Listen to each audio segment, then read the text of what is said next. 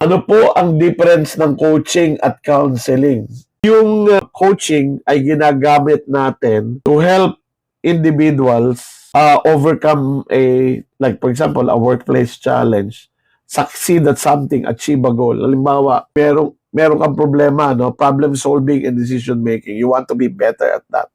I can coach you to become better at problem solving and decision making. Yung counseling is used to help the person address yung mental, emotional challenges, no? Na kailangan ng konting expertise sa psychology, no?